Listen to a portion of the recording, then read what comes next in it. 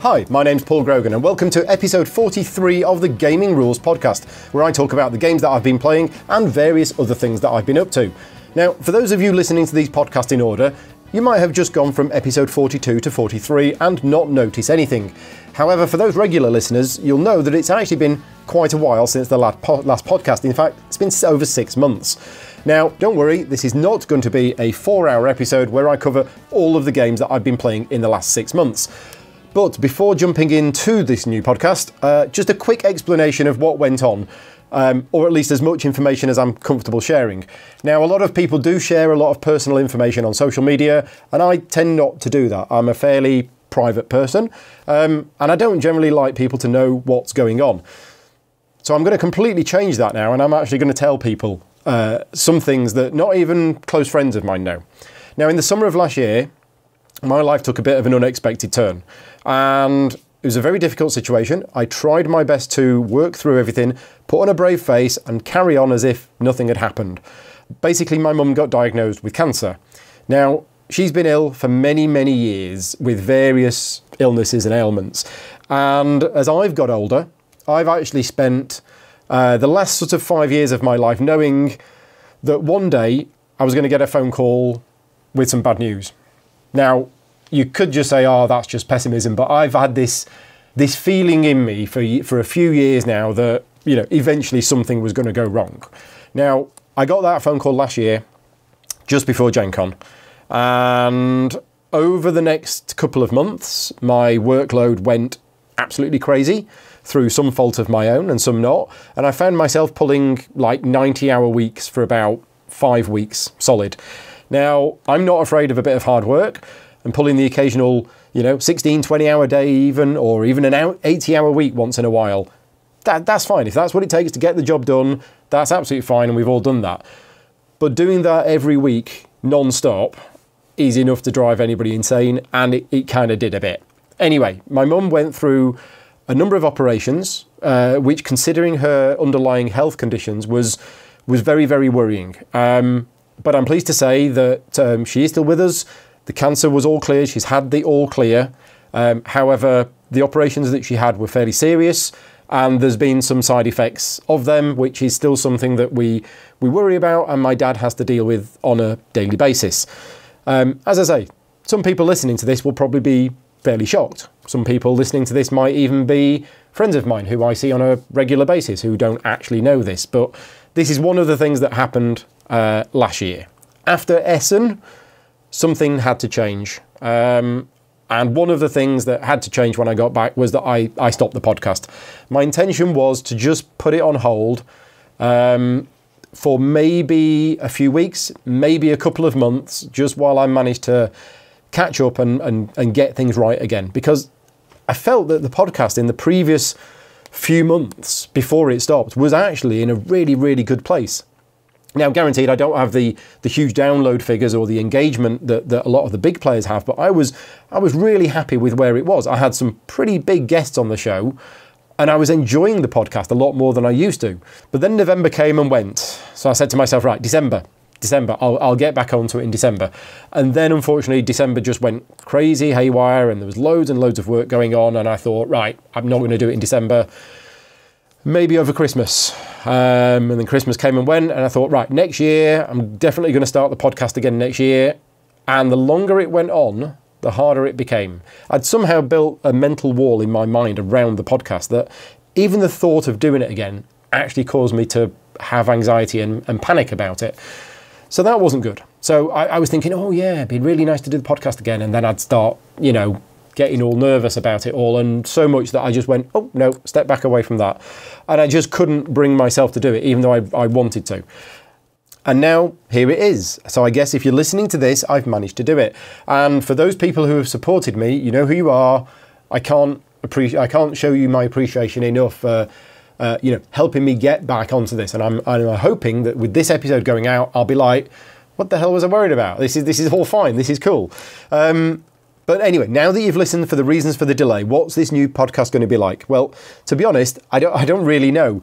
Getting the big guests on the show that I had last year was great, but that did take a lot of time out of me. I'd love to have other people on the show. I'm just not sure who. Although I did speak to Matt Leacock at Essen last year and he said yes, but then the podcast stopped. So I'll get him back in contact with him and see if he remembers. But one thing I would like to change is a regular co-host. Now, every other podcast that I've listened to just sounds so much better when there are two people chatting rather than just one person talking to themselves. So I knew I had to find a co-host, and there was one obvious choice. Efka from No Pun Included. He's been on the show a number of times. I love him on the show. I think he's just silly enough that I thought it worked really well. However, Efka has now started his own podcast called Last Place with another good friend of mine, John from John Gets Games. So that was out. But I still wanted someone on. And then I thought about asking some other UK content creators who currently don't have their own podcast and see if they wanted to be on the show. People who do good stuff themselves and I felt maybe could do with some exposure themselves. So I'm pleased to say that both the people who I've asked to be on the show as co-hosts were interested. And so Tom Heath is going to be joining me on this episode very shortly to talk about, well, probably board games, I think, knowing the two of us. So before I sign off from this, I just wanted to thank all of those who have supported me and who do engage with me, people who listen to the podcast, make comments over on my BGG Guild or on the YouTube video. And I'd really like to try and encourage more engagement moving forward. So there are two main places where you can feedback anything you want to about this podcast. The podcast will be going up on my YouTube channel. So that's one place where you can add comments on there. And there will be a thread on my Board Game Geek Guild. The Geek Guild is Guild 2258. I'll be putting a link in the show notes of the YouTube channel. And there'll be a discussion thread on there where I am genuinely interested in hearing what people have to say. So it's not, I don't just want people to come on and say, oh, great podcast call, Paul, thanks very much. I want people to say, you talked about a game which I really like and you didn't really like it, so I wanted to tell you how wrong you are. Or we played that game and we really liked it as well. Something like that. So yeah, if you're listening to this podcast and you want to join in, then pop on over to the comments on either YouTube or the BGG Guild, and that's where it is. So anyway, that's all for the intro. And don't worry, not every new episode will start like this, but let's get on with the actual show. Thank you very much to Games Law for their continued support. They are still sponsoring the podcast, and also they're going to be providing prize support to one lucky winner. So listen later on for more information on this.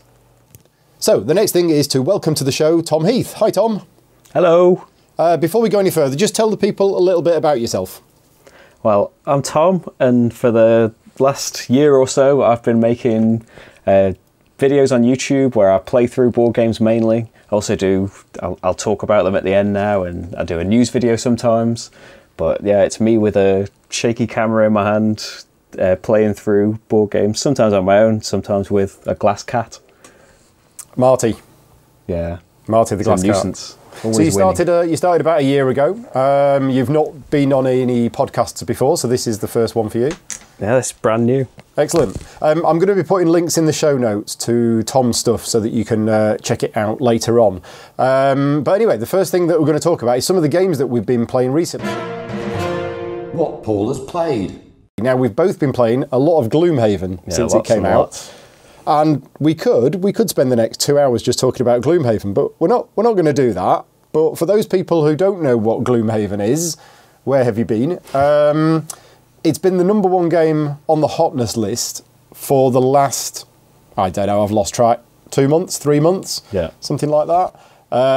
It is, you know, arguably the hottest game that's around at the moment. I was lucky enough to bring my copy back from Essen. I had a pre-production copy because I was working on the rules video for it, and we've been playing it sort of every couple of weeks since then. It's my #1 favourite game at the moment, and probably my #2 favourite game of all time. But Tom's been playing a lot more of it than I have. We're about 18, 19 scenarios in, I think. And you've been playing how many? I think we're about just over 50. We went through about 2 months, I think, of playing nothing but Gloomhaven. Unless I needed to make a video and I needed to play something for that, it was Gloomhaven. Every play for pleasure was Gloomhaven. Right, and you've not finished the campaign yet, have you? No, we're getting some inkling of some things kind of wrapping up, but I don't think we're near the big end of the main story. Right. Yeah, so one of the questions I get asked a lot about Gloomhaven, which is one of the things that I think it came in for a lot of criticism about at the start, before people had even played it, was the fact that it's very, very repetitive, because it's got 95 scenarios in it. Probably 3/4 of those scenarios, the goal of the scenario is kill all enemies, which doesn't sound that interesting, but actually the way that the different monsters work, and they are all very different, and they do work in very different ways, and the layout of the adventure, and all of the special rules, we've played, as I say, we've played 18 and 19 scenarios, I've lost track, but 2 of them felt a little bit similar type of monsters, because they were both part of a particular quest chain. So we were fighting, bandit guards, cultists, living bones, whatever, in both of those scenarios.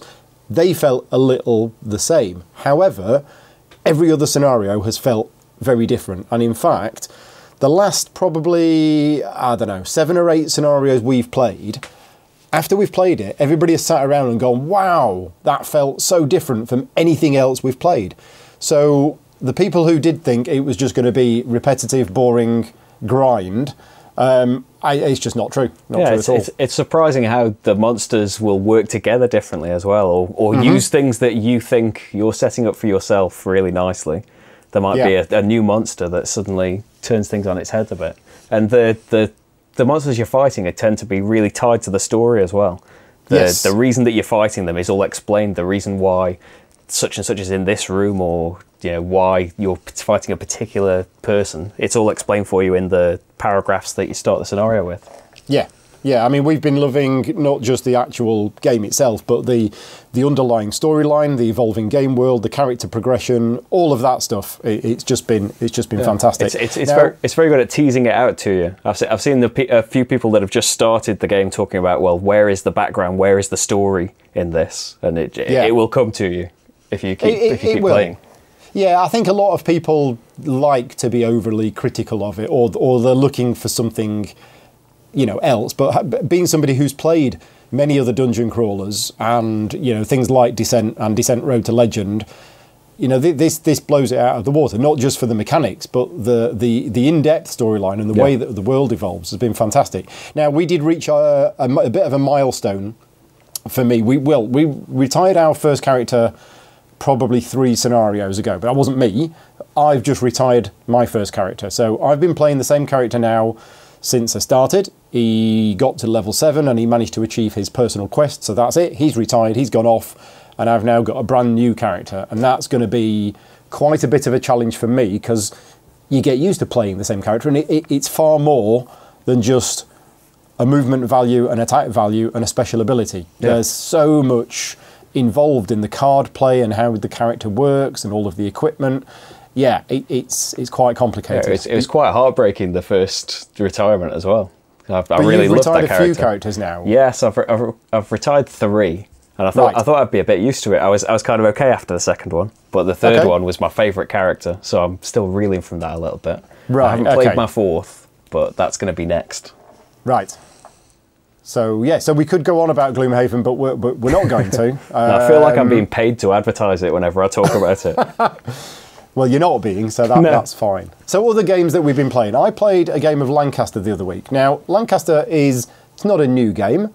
I picked up the big box edition from Origins last year from Queen Games. But I remember playing it when it came out and thinking, this is quite a solid game. But I never really played it that much. But since I got the big box edition, I've played it 3 times now, and it was 4 new people on Friday night, and it's just a good solid game. It's Matthias Kramer. It's kind of worker placement bidding with a nice setting and a nice theme, and it just works really nicely. Have you had a chance to play this one? I haven't, no. I've played I've played Glenmore and Kraftwagen, but I've never got around to Lancaster. But I think I took a look at it earlier on when I was looking at games, and we're big softies in games, and I don't think we'd get on with much aggressive bidding. We'd be letting each other go to all of the places all the time. Yeah, I mean, it does take up to 5 players, and there's special rules for 2, but I think it works best with 5, because you don't reduce the number of areas that you can bid for with fewer players. So with 5, there is a lot of, well, apart from round 1, which is fairly gentle, apart from that, it's there's a lot of bids and counter bids and things like that. Yeah, you want the competition to drive it. Yeah, I don't like take that in games, and it's absolutely fine in this, because when you place your knights to bid for a certain area, if you get outbid, you get the knights back, and then you can reallocate them anywhere else. You lose the squires if you used any squires to bid, but you do get the knights back, so it's not it's not a complete disaster. Yeah, that's not too bad. Yeah, excellent game. What about you? What have you been playing recently? Well, I've been playing a lot of exit room games, escape room games actually. Exit is one of them. And yeah, I've gone through a big period of time where I can't talk about any of the games that I'm playing because they're all full of spoilers, including Gloomhaven.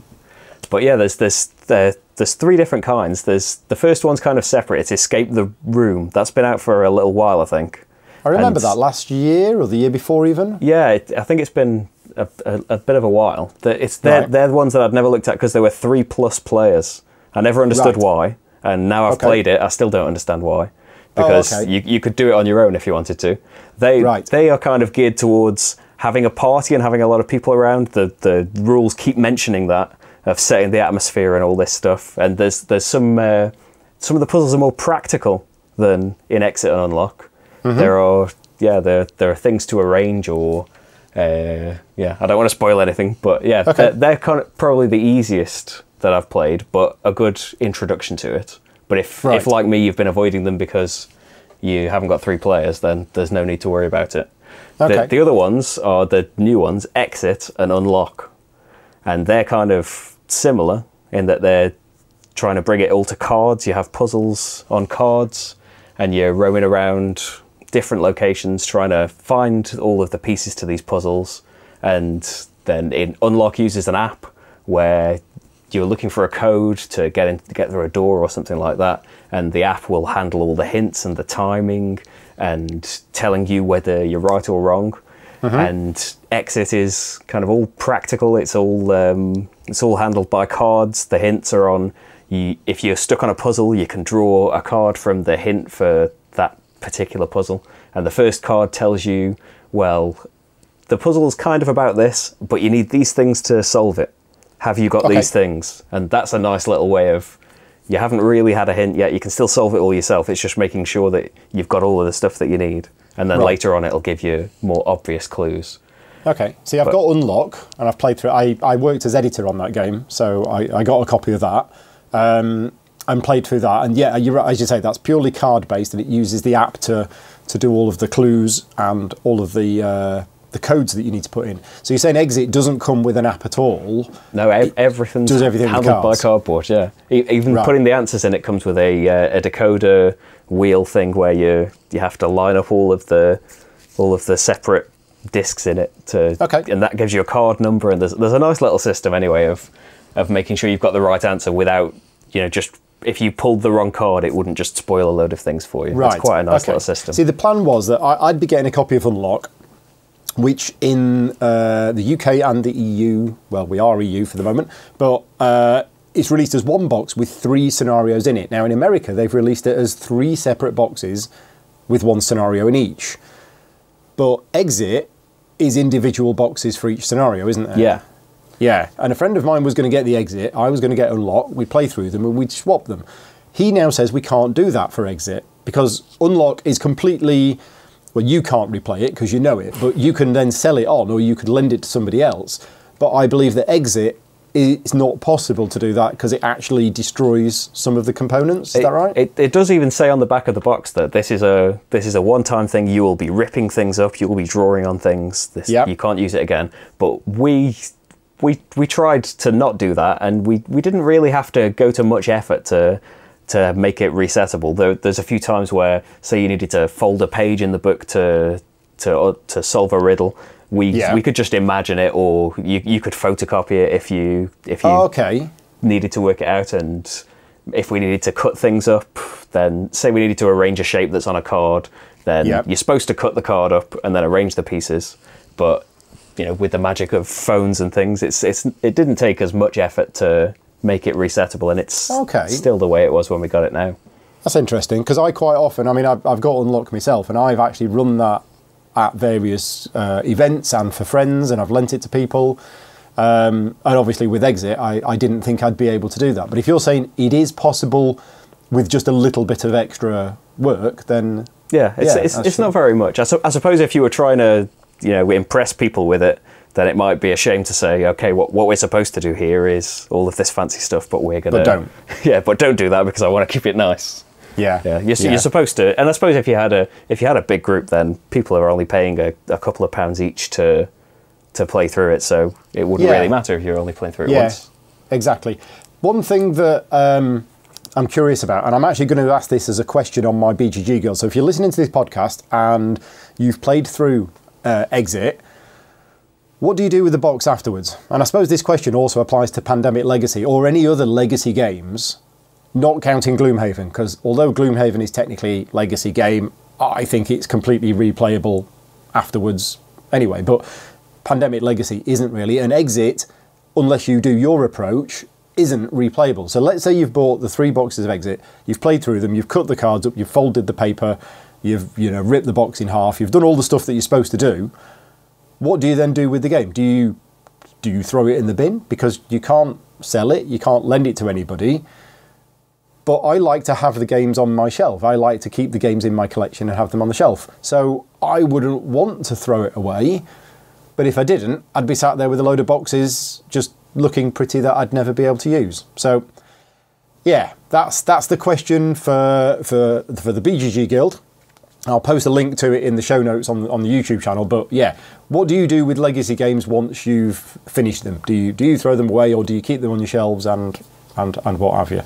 So with yours, you've answered that question because you've managed to fudge it so that you don't have to destroy anything. Yeah, mine are now being passed around friends that are hopefully going to keep them nice. And they're not going to cut them up. Eventually, I imagine they'll get traded away. And my Pandemic Legacy it's sadly in a cupboard. I feel bad for it, but so, I don't want to get rid of it. Yours is in a cupboard? Yeah, I don't want to get rid of it because that's our story and our journey. But exactly, I've never tried I know that I imagine a lot of people. Rado came up with a load of rules to adapt the things that came with it so you could keep playing it, but I've never tried it myself. No, and the other thing with that is, if you ever take that out at a gaming night or a convention or whatever and you start playing it and you put certain things that we won't talk about on the table, that's a spoiler for anybody who hasn't played it. Yeah, I saw it was a lovely idea that someone said, frame your board and put it on the wall, and that's your experience. But I'd be afraid of any of my friends coming around that haven't played it yet. Don't look at this. Just ignore this wall for the time being.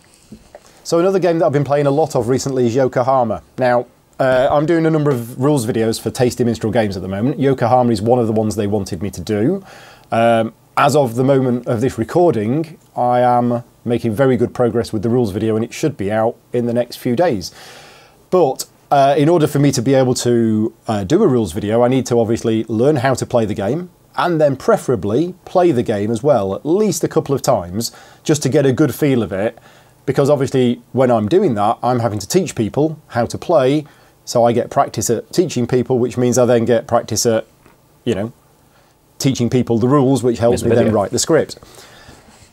Some of the rules videos that I do, I play the game once and then that's enough. Yokohama is fantastic. And I know I try to avoid giving my opinion on games that I've been involved in, but I'm only involved in this in terms of I'm doing the rules video.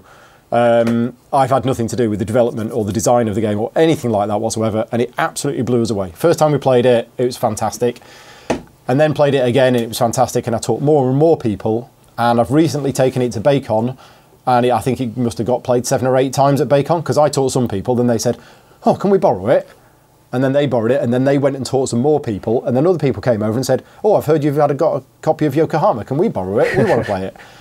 And, I can't categorically say for sure, but I think everybody who played it absolutely loved it. It's a fantastic game. Yeah, whenever I see it mentioned on Twitter or anything, it's just universal praise for it. Yeah, now the thing is, there's a lot of games that come out, and there's a lot of games that get a lot of hype, and there's a lot of games that seem to get universal praise, and then I play them and I'm like, what?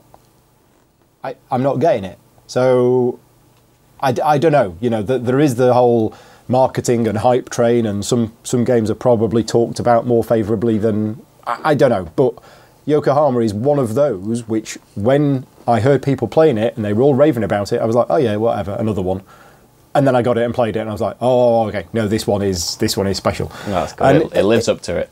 It definitely does. And there's a lot of Yokohama, which is, you move to a location, you get some resources, and you can use those resources to complete orders. And I'm sure people are yawning right now, thinking it's just like everything else, but it's not. And the movement system and the way that you place your assistants on the board and move through them, it's different. I've not played anything like it, and yeah, getting a lot of play of that at the moment. And I know backers who backed it are getting their copies in the next few weeks. So doing the rules video is very, very timely.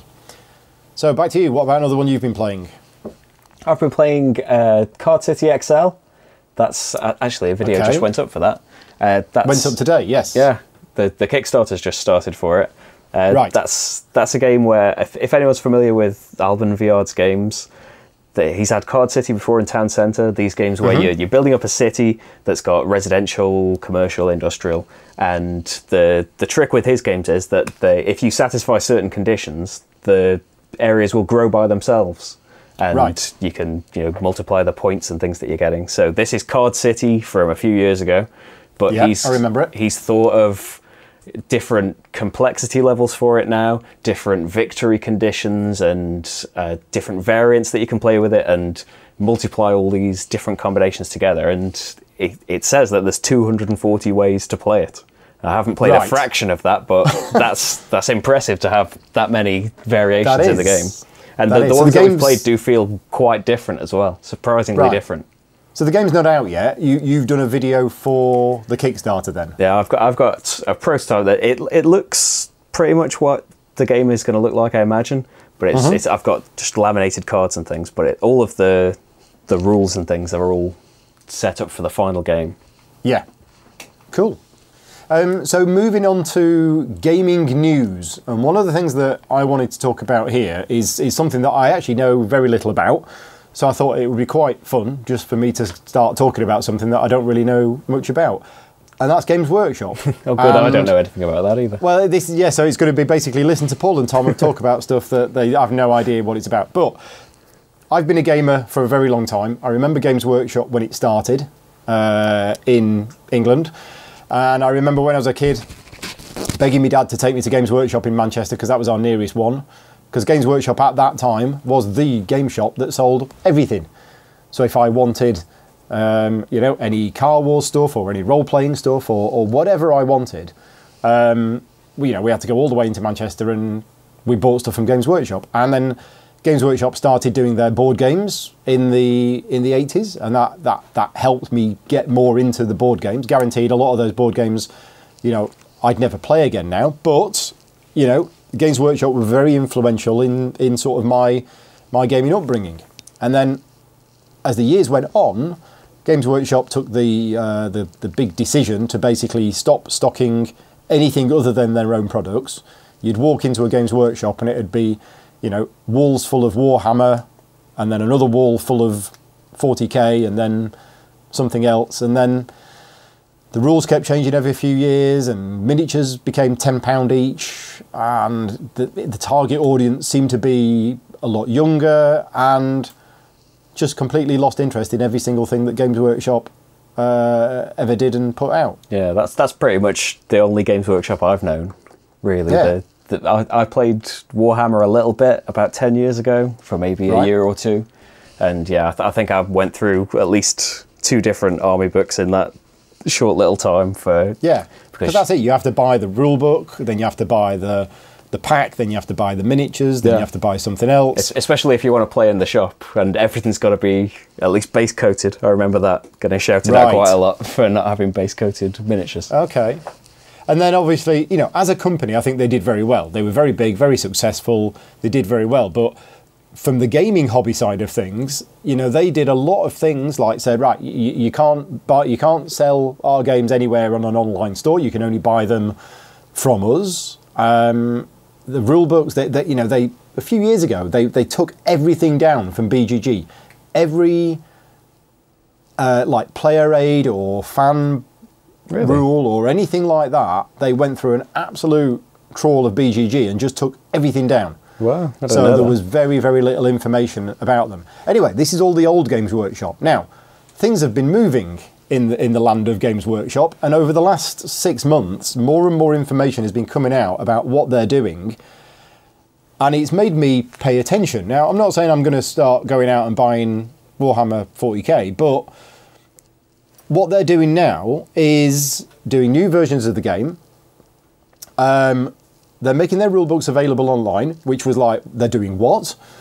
They're engaging with the community, and when you hear the words Games Workshop and engaging with the community in the same sentence, you just don't. Yeah, it doesn't sound quite right. No, I think they've just had a massive change in direction, probably new people at the top, and they've come in and said, right, forget all of that old stuff, we're now going to do it this way. And I think they're doing good stuff from what I've seen. Yeah, it seems to make sense that if you make the rules available to people, then they still can't play it unless they buy your minis, and once they're in there, they'll buy your paints and they'll learn how to play and want to buy more. It seems like it'll just attract more people to it. Yeah. Now, I don't know what the reasons for this change in direction. Is it just they've got new owners or a new guy in charge who said, look, I don't want to go this way anymore, I want to go this way? Or are they losing out financially and they've decided they need to... I don't know. But either way, Games Workshop is something... I mean, it must be over 20 years since I've had any interest whatsoever in anything Games Workshop have ever done. And now all of a sudden, I'm interested in it. As I say, I'm not going to suddenly rush out and get into it, but it seems like they are coming back into the fold as being part of the gaming hobby. Yeah, it's a nice new welcoming direction. It is. So, yeah, so that's kind of one thing I wanted to talk about. If you've got any thoughts on Games Workshop and the direction they're going in, if you are somebody who's played Games Workshop games before and you're going to get back into them now, or you're going to have a look now, let us know what you think on the guild thread that I'll be mentioning at the end of this podcast. So what about you, Tom? What things do you want to talk about? Well, I wanted to mention the UK Games Expo that I'm sure we'll be talking about more as it gets closer. In the coming weeks, yep. I like a lot of people, I love the lists that go up that Eric Martin does on Board Game Geek for Gen Con and Essen. He does huge geek lists, especially the Essen one. It's enormous. And there's never really been anything for the UK Games Expo, and I like those lists because it can get you excited for the thing you're going for. You can plan out your journey and what you want to go and demo and buy. And so I emailed a lot of the exhibitors. I went down the list on the website and asked what they'd like to tell people about, and I've made a geek list. So you are the UK's equivalent to Eric Martin. Yeah, I'm a shoddy Eric Martin. I will let him know next time I see him that he's got competition. But yeah, you can go down there. Oh, and today a new development. Peter, he's on the website Tabletop Together. Tabletop Together, yeah. If anyone used his tool for Essen last year, it's a great thing where you can make shopping lists, you can set priorities for your items, you can make little notes where you've pre-ordered things. It's all sorts of fantastic things. He has been thinking about expanding that into other conventions, and he messaged me this morning to say that he can do it with the list that I've made. And yeah, there's it's Tabletop Together is the website.com, I think. Yeah. And yeah, it's up there now. You can start making your lists. So your geek list, again, I'll put a link to this in the show notes and on my BGG Guild. Is the list finished, or are you still adding to it? I'm still adding to it. I get messages from time to time. If any publishers notice that they're missing from it, get in touch with me, because I've forgotten quite a few important people. Anyone that I had in mind beforehand that I know what they've got, don't worry about that. I don't need to email them. I completely forgot about them when I actually made the list. So, yeah, if you're not on there, let me know. So if you're going to UK Games Expo and you want to see a whole list of things that are coming out, then check out Tom's geek list. So, yeah, next, moving on to things that we're both working on. Well, I mentioned earlier on, I'm working on the Yokohama video. I've spent all day on it today, and I'm hoping to have it finished tomorrow. So that should be up. That's my latest rules video for Yokohama. And then I've got like a billion rule books on the go at the moment, as well as all the planning for UK Games Expo, Origins, and all sorts of stuff like that. What about you? What videos have you got coming up? Well, I'm going to be doing some videos on the UK Games Expo. I imagine most anticipated games, something like that, will be coming in next week or so. I'm trying to hold off until until I know about all the games, but I think that's going to be never ending. Right. And the next playthrough is probably going to be Magic Maze. which Never heard of it. If you imagine Escape Curse of the Temple, but there's no dice and nobody can talk. But right. Actually, don't imagine that because that sounds like a rubbish game. It's got the spirit of Escape, where it's a cooperative game, a frantic real-time cooperative game. Instead of rolling dice to work out where you can move people, you have action tiles. So maybe I can move people left and up, and you can move people right and down, and we can move all of the people all of the time, but we can't say anything. Right. And we need to get them to certain areas. We need to put them on spaces to flip the timer every now and then. But all we can do is kind of stare at each other to tell each other what to do. Okay, so correct me if I'm wrong, but as a playthrough video, that doesn't sound very exciting to watch. No, it would have been terrible. Even if I could have got someone to do it with me, it would have just been silence. It probably would have been easier to edit. But yeah, it's a solo playthrough. And it comes with some special tiles, so you can play with a deck of tiles instead of just one each. And the trick is you have to go through it with one hand to try and slow you down a little bit. But yeah, I haven't got a very good track record of succeeding at real-time games when I'm filming them, or when I'm not filming them, really. Yeah, it doesn't really work. So is Magic Maze another preview video for a Kickstarter game, or is it actually out? That's out. It came out about a month ago, I think. Okay. But yeah, look forward to that next week, probably. Right. Okay. So you'll be filming that soon. So yeah, that's a little bit about what we're up to. So before you disappear, let's just tell people how they can get hold of you and how they can follow you and things like that. Yeah, I'm on Twitter at @slicker_drips because my name was taken. But on YouTube, the main thing, I'm Slicker Drips, just one word.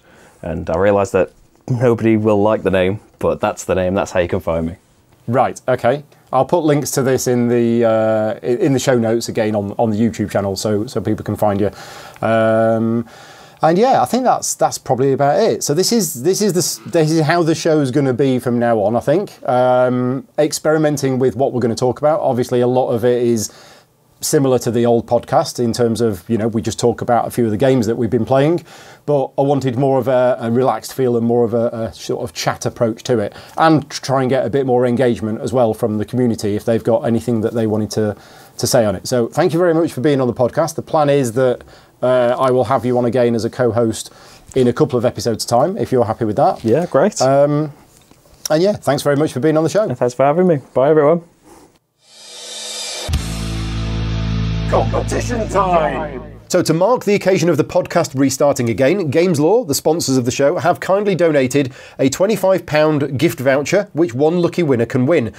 And basically you can use this gift voucher if you are at UK Games Expo, because Games Law will be there with their stand. And that means you don't even have to pay postage. But anybody can enter, and we'll work out the details of who wins. Entering the competition is easy. You just need to head on over to YouTube, find this podcast on there, and then leave a comment saying what you would buy with the money. If £25 isn't enough to buy the game you really want, just say, I will put this money towards game whatever, which I will then buy.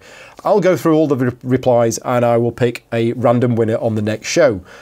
To be on the safe side, if you want to make sure that I can find you, you might want to drop me an email. So the email address is gaming-rules@outlook.com. Let me know your YouTube name, and then I can tie up those emails, with your YouTube name comments. And of course, if you share the podcast on Facebook or Twitter, that's always appreciated, and I'll try to make sure that you can get some extra entries in there as well.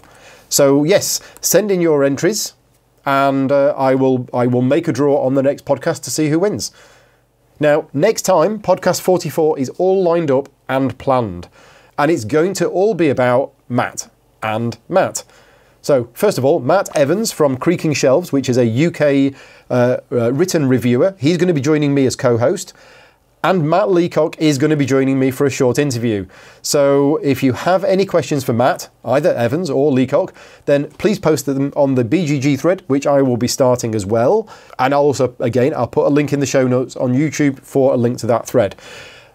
People are probably going to ask lots and lots of questions about Pandemic Legacy 2nd Edition. I'm sure Matt will tell us everything that he's allowed to tell us about it. So feel free to put your questions in there, but I don't know whether Matt's going to be allowed to answer them or not. So if you've got any other questions for him, then that would be good as well. And that's it for the end of the show. I hope you've enjoyed listening. It's really good to get back into it. I really do appreciate all of the feedback and engagement and the support. And as I say, the BGG Guild or the YouTube comments is the best place for you to do that. If you had anything to say about anything we've covered in this episode, then I'd love to hear from you. And thanks again to Games Law for their support and for the competition. Until next time, take care and thanks for listening.